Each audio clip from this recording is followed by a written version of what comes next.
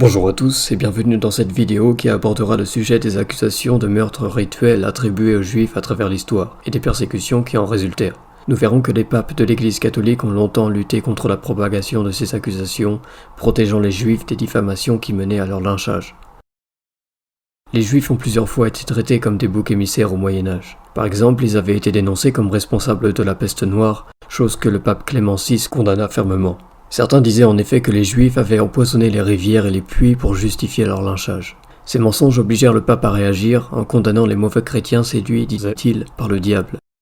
Nous parlerons ici de cas similaires qui tournaient autour de meurtres rituels.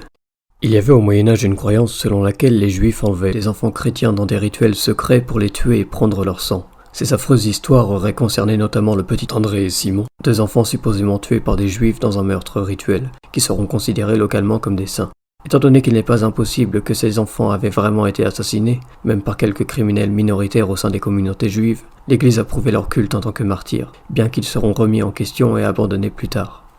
Il se trouve en réalité que leur statut de saint n'avait été qu'informellement confirmé, c'est-à-dire reconnu comme ancien par l'Église, bien que n'impliquant pas l'examen sérieux d'une véritable canonisation, ni n'engageant solennellement son autorité.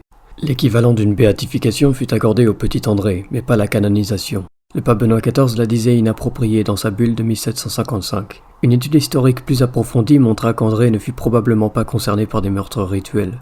Dans la même bulle, Benoît XIV mentionnait aussi le petit Simon de Trente et expliquait que même si Grégoire XIII l'avait ajouté au martyrologe, on ne pouvait pas parler d'une canonisation.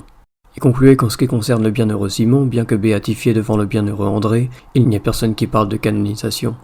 Si on jugeait nécessaire d'en revoir la valeur historique ou pertinence religieuse, il était alors possible d'écarter leur culte, comme l'avait été saint Expédie, qui fut retiré du martyrologe romain par saint Pédis à cause de son historicité douteuse.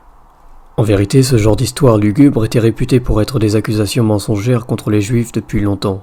Les papes les avaient condamnés à de nombreuses reprises, de façon presque systématique, à chaque fois qu'une persécution de Juifs avait eu lieu. Le pape Innocent IV, témoin de ces massacres, était l'un des premiers à les dénoncer en 1247. Il écrivait « Nous ne voulons pas que les dits Juifs soient injustement tourmentés et nous commandons donc de vous montrer bons et affables envers eux et rétablissez les conditions légales dès qu'une action insensée est prise contre eux. » Grégoire X répétait ces condamnations, disant « Nous ordonnons que tout juif enfermé pour cette folle accusation soit libéré immédiatement, et qu'à l'avenir nul juif ne soit incarcéré pour cela, sauf dans le cas auquel nous ne croyons pas, d'être attrapé en train de commettre cette dite offense. » Cela eut pour effet de faire cesser les persécutions, qui ne semblaient pas être arrivées au XIVe siècle. Néanmoins, elles recommencèrent au XVe siècle, ce qui poussa les papes à les condamner de nouveau. Nicolas V écrivait en effet à propos de ces accusations « Nous interdisons dans la plus stricte manière, par cette permanente et immuable ordonnance, à tous les chrétiens à l'avenir, par eux-mêmes ou autrui, publiquement ou en privé, directement ou indirectement, d'entreprendre de telles actions contre les Juifs. » C'est également le discours qu'eut Martin V au même siècle. Ces défenses se poursuivirent au siècle suivant, avec le pape Paul III, ce qui eut pour effet de faire cesser les accusations de cette sorte dans l'Europe de l'Ouest, jusqu'à la fin du XIXe siècle. Mais celles-ci se poursuivirent en Pologne et en Lituanie, malgré les dénonciations insistantes du Vatican.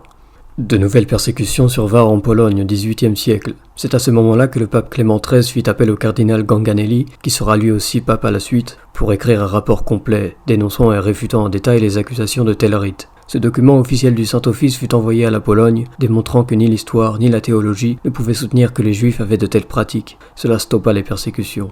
Néanmoins, c'est après la Révolution au XIXe siècle que ces accusations ressurgiront en Europe, dans un contexte de lutte entre politiciens catholiques et athées. Mais la rumeur se propagera aussi dans les pays orthodoxes et islamiques, qui le reprendront à leur aise, comme en Égypte, en Syrie ou en Turquie. En fait, l'accusation reviendra à la mode au point d'être utilisée par des auteurs athées. C'était le cas de Karl Marx, qui n'hésitait pas à déclarer que les Juifs et les premiers chrétiens avaient pratiqué ces meurtres rituels. Le journal catholique appelé la Civiltà Catholica reprit aussi ces accusations. Une raison donnée était qu'à l'époque, l'Église luttait contre les politiciens anticléricaux, parmi lesquels se trouvaient des Juifs. Certains catholiques, même haut placés, choisirent de laisser l'allégation du meurtre rituel ressortir, afin de discréditer la cause adverse. Même si selon le sociologue Indrovigné, l'histoire ne montre pas de relation très univoque entre le Vatican et la Civiltà Catholica, on pourrait dire qu'il y eut un silence politique de la part des papes à cette période. Mais au début du XXe, l'Église recommençait à les condamner. On sait aussi que le pape Saint Pédis disait dans ses lettres que les accusations de meurtre rituel étaient une malheureuse superstition. Globalement, en prenant en compte tous ces faits, nous pourrions établir cette frise des papes qui ont condamné cette propagande. Loin de pouvoir dire que l'Église a été complice de ces accusations, elle les a au contraire dénoncées de manière quasi systématique, à chaque fois que les persécutions éclataient, quand bien même elle admettait qu'il pouvait y avoir des exceptions minimes. Cette vidéo est à présent terminée. Abonnez-vous si vous voulez voir plus de vidéos sur les questions d'histoire liées à l'Église. Soyez bénis et allez en paix.